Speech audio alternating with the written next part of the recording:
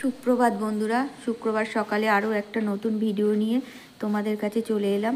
আবার এভরিডে লাইফস্টাইলে তোমাদের সবাইকে জানাই অনেক অনেক স্বাগত, অনেক অনেক শুভেচ্ছা। আর দেখো সকাল সকাল চলে এসেছি বিছানার চাদরগুলো পাল্টে নেবে বলে। আর এদিকে তো ঝমঝমিয়ে হচ্ছে বৃষ্টি, তো কিছু করার নেই। আর আমার একটু সর্দি করেছে, তো মানে এইভাবে নাক মানে সর্দি টেনে নেওয়ার একটা শব্দ তোমরা শুনতে পাবে, তাতে কিছু মনে করো না। আর দেখো বিছানার চাদরটা আমি বিছিয়ে নেব, বিছানা ঝেড়ে নিয়েছি, এবার বিছানার চাদরটা বিছিয়ে নেব। আর সকাল সকাল কাজটা সেরে নিলে বেশ ভালোই লাগে, কারণ একেবারে এই বিছানার চাদর ঝেড়ে মানে বিছানাটা ঝেড়ে চাদরটা বিছিয়ে নিলে আর ঘরটার মুছতে গেলে আর অসুবিধা হয় না। তা না হলে বিছানার যেসব নোংরা থাকে সেগুলো ঘর মুছে নেওয়া মানে পরে যদি এগুলো করি তাহলে ধুলো ময়লা পড়ে থাকবে, সেই কারণে একদম সকাল সকাল এই কাজটা সেরে নিতে এলাম। এরপরে দেখো আমি চলে যাব রান্নাঘরে। আর এই ঘরটা করে অবশ্য আগে পাশের ঘরটাও একেবারে করে আর ঝাঁট দিয়ে রেখে দেবো, মুছবো পরে, মানে যখন সবাই বাড়ি থেকে চলে যাবে তখন, কারণ এরপরেই আমার রান্নাঘরে মানে চলে যেতে হবে রান্না বাড়া করতে। তাই এরপরে দেখো এগুলো গুছিয়ে নিয়ে বালিশের কভারগুলো একেবারে পরিয়ে নেব। পরিয়ে নেওয়ার পর তারপর ও ঘরটাও সেমভাবে মানে বিছানার চাদরটা তুলে আর কি ঝেড়ে নিয়ে তারপর একটা অন্য নতুন চাদর পেতে নেব। আর সকালবেলায় দেখো আমি মানে দুটো বালিশের কভার খুঁজে পেয়েছি, তো আর একটা বালিশের কভার খুঁজে পাচ্ছি না, সেই কারণে দুটো বালিশের কভার পরিয়ে আর এই মানে কোল বালিশের আর কি দড়িটাও আর কি লাগানো হয়নি, তো সকালে আর ওই সেই ঝামেলাটা করব না, পরে মানে লাগিয়ে নেব। তাই এখন নতুন মানে কভারটা লাগিয়ে নিচ্ছি, কিন্তু পরে আবার এই মানে এর যে মানে দড়িটা লাগিয়ে আর কি ভালো করে বালিশটা যে বেঁধে দিতে হয় সেটা করে নেব, এই কাজটা পরেই করব। তো এখন দেখো সমস্ত এই যে কটা বালিশের মানে কভার পেয়েছি সেগুলো লাগিয়ে নিচ্ছি।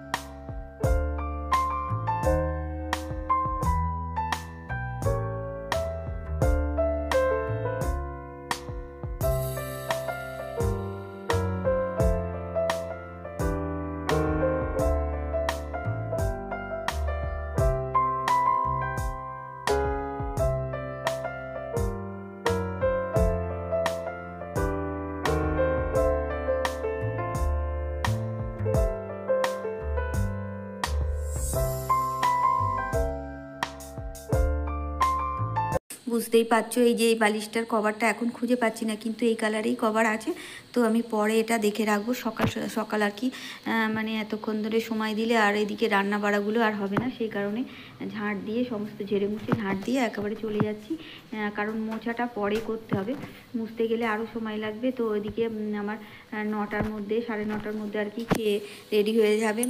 আর বাবু তো 10টার মধ্যে খেতে বসবে, তাই খাবার দেওয়ার মানে রান্নার ব্যবস্থাটা আগে করে নেব। যদিও রান্নার সমস্ত গুছিয়ে রাত্রিবেলায় রেখে দিয়েছি, কারণ সকাল সকাল রান্না করতে গেলে মানে আনাজ কাটা সব কিছু করতে গেলে আর হয় না।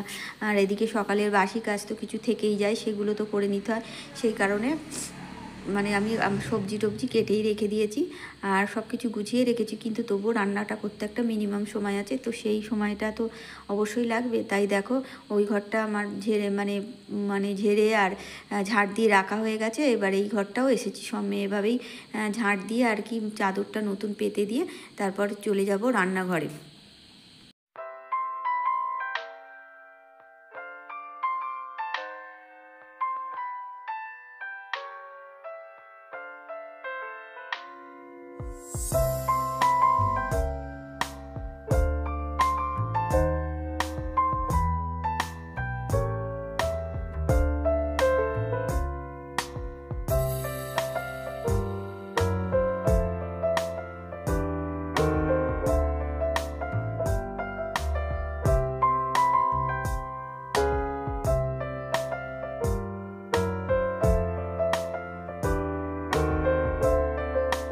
আর ঘর কিন্তু অন্ধকার হয়ে আছে, দুটো ঘরেই আমি লাইট জ্বেলে নিয়েছিলাম, সেই জন্য আলো পড়েছে, যেহেতু বৃষ্টি হচ্ছে একটা ঘন অন্ধকার মতো হয়ে আছে। আর এদিকে মানে ওই সব কাজগুলো সেরে নিয়ে চলে এসেছি রান্নাঘরে। সকাল সকাল রান্নাটা করে নিতে হবে, সেই কারণে এইদিকে আমার মানে আলুটা কেটে রাখা ছিল, রাত্রেবেলায় ফ্রিজের মধ্যে রেখে দিয়েছিলাম, তো বের করে দিয়েছি। আর এই বাসন হচ্ছে এঁটো বাসনগুলো আমি বাইরে মাজবো। তো মোটামুটি সমস্ত সিঙ্কের বাসনগুলো মেজে নিয়েছি, নিয়ে দেখো এবার আমার দুধ করা হয়ে গেছে, বাবুর জন্য দুধ দেবো। আর আমার আলু সিদ্ধও করা হয়ে গেছে, আর চাটাও বসিয়ে দিয়েছি, চাও হয়ে যাবে। এবার আমরা চাটা খেয়ে নিয়ে তারপর রান্নাটা বসিয়ে দেবো। আর আলু তো সিদ্ধ করে নিয়েছি।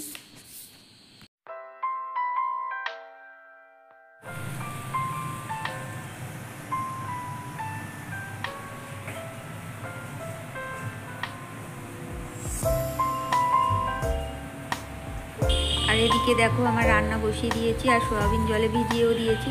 আর এদিকে আদা, টমেটো, লঙ্কা সব কেটে নিয়েছি, বাসন গুছিয়ে নিয়েছি, সব মানে মেজে ধুয়ে একদম উপর দিয়ে দিয়েছি। আর এদিকে আমার ভাত হচ্ছে, আর এদিকে তোমার হচ্ছে কড়াইতে ডাল হয়ে গেছে, আর কড়াইতে হচ্ছে কুমড়ো ভাজা। আর কুমড়োটা আমি দেখো ডালটা করে নিয়েছি, আর ডালটা তোমাদের সঙ্গে আর শেয়ার করিনি। আর এদিকে কুমড়ো ভাজা হচ্ছে, কুমড়ো ভাজাটা আমি চাপা দিয়ে দিয়ে অল্প তেলে করি, যেহেতু আমি অল্প তেলেই রান্না করি, তাই বারবার এভাবে নাড়াচাড়া দেবো। আর দেখো ঢাকা দিয়ে দেবো, তাহলে আর বেশি তেল লাগবে না, তার মধ্যেই ভাজা হয়ে যাবে। তো ভাতও এদিকে ফুটে গেছে।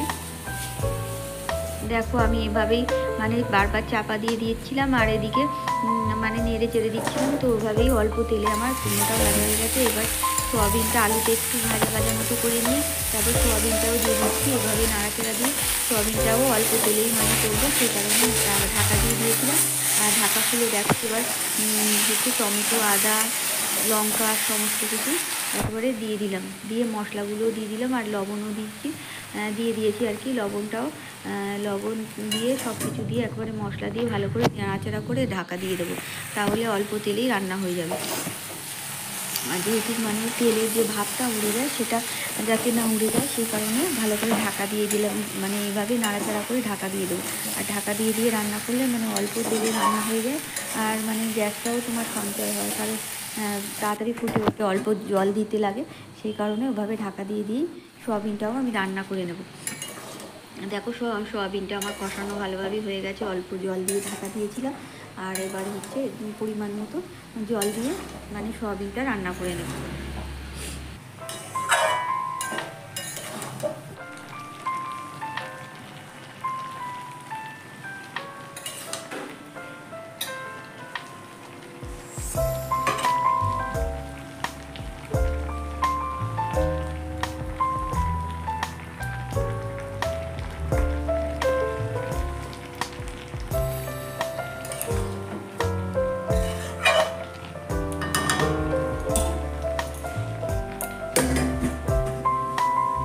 দেখো সোয়াবিনটাও আমি নিচে নামিয়ে রেখেছি, আর গরম মশলা দিয়ে ঢেকে দিয়েছি।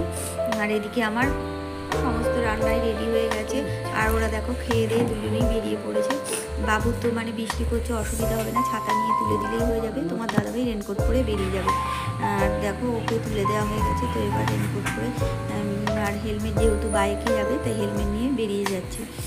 তো বৃষ্টি তো পড়েই যাচ্ছে। আর এই দেখো এই টবগুলো আমি কিনেছি, আর আমাদের মতো মধ্যবিত্ত ঘরে একসাথে অনেক কিছু কিনে ঘর সাজানোর মতো বিলাসিতা করার মানে ক্ষমতা নেই, তাই আস্তে আস্তে অল্প অল্প করেই সমস্ত কিনে ঘরটাকে সাজিয়ে নেব। আর আমার টিফিনও খাওয়া হয়ে গেছে। তো দেখো এবারে এই ঘরে যে একটা বালিশের কভার মানে তখন পাচ্ছিলাম না, তো বেশি খোঁজাখুঁজি করিনি, কারণ সকালে রান্না বাড়াটা তাহলে গন্ডগোল হয়ে যাবে। আর এই কোল বালিশের আর কি যে দড়ি দিয়ে মানে এটাকে ফাঁস বেঁধে রেখে দিতে হয়, সেই দড়িটাও পরানোর সময় ছিল না সকালে, তাই মানে সব কিছু করে নেওয়ার পর আর এখন বিছানাটাকে আরেকবার ঠিকঠাক করে নিলাম, কারণ বাবু যেহেতু চলে গেছে তো বিছানাটা একটু অগোছালো হয়ে থাকে, ও পড়াশোনা করে, বারবার ওঠানামা করে, তো চাদরটাও মানে কেমন একটা হয়ে থাকে, তাই সেটাকে ঠিকঠাক করে আর যে বালিশের কভারটা পাচ্ছিলাম না সেটা খুঁজে বের করে আর এখন পরিয়ে রেখে দিলাম, সমস্ত বিছানাটা গুছিয়ে নিলাম। আর দেখো জানলাতে আমি মানে টব দিয়েছি, এই টবে এই বাহারি গাছগুলো এখন দিয়েছি, একটা মানি প্লান্ট আছে, আর এই বাহারি গাছটাকে আমি চিনি না, মানে কি নাম জানি না। তো যাই হোক এইভাবে আস্তে আস্তেই আমি আমার ঘরটাকে সাজিয়ে নেব, মানে একদিনে তো সব সম্ভব নয়, তাই এইভাবে আস্তে আস্তেই করে নিচ্ছি।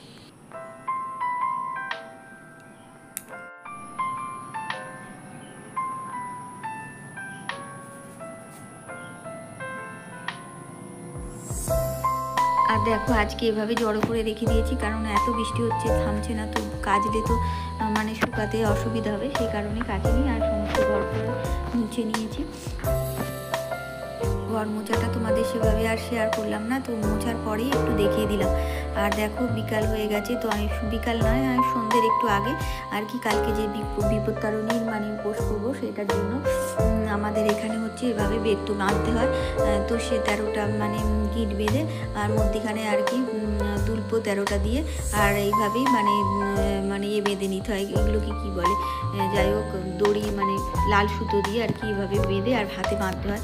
তো সেটাই আমি বানিয়ে নিচ্ছিলাম। আর কালকে হচ্ছে সকালে মন্দিরে চলে যাব, আর বাড়িতে যেহেতু পুজো করতে আসবে না সেই কারণে মন্দিরেই যেতে হবে। তো আমার সমস্ত প্রিয় বন্ধুদের জানাই অসংখ্য ধন্যবাদ। আর নতুন বন্ধু যারা আমার পাশে থাকতে চাইছো তারা অবশ্যই সাবস্ক্রাইব করে লাইক কমেন্ট শেয়ার করতে ভুলো না। আর পুরনো বন্ধুরা তো লাইক কমেন্ট শেয়ার করলেই হবে। তো এভাবেই আমার পাশে থেকো, আমি আস্তে আস্তে একটু একটু করে এগিয়ে যাব। আর আমরা তিনজনেই যেহেতু মানে করি, তাই তিনটে মানে এইভাবে এটা ধাগাও বলে অনেকেও, যাই হোক এইটা বেঁধে নিলাম আর কি, বেঁধে নিয়ে রেখে দিলাম। কাল সকালে আর কি সকালবেলায় সকাল সকাল তাহলে পুজো দিতে চলে যেতে পারবো মন্দিরে। তো আগামীকাল আমি আর একটা নতুন ভিডিও নিয়ে চলে আসবো। আজকে এভাবেই আমি বিদায় নেব। তো তোমরা ভালো থেকো, সুস্থ থেকো আর আনন্দ থেকো।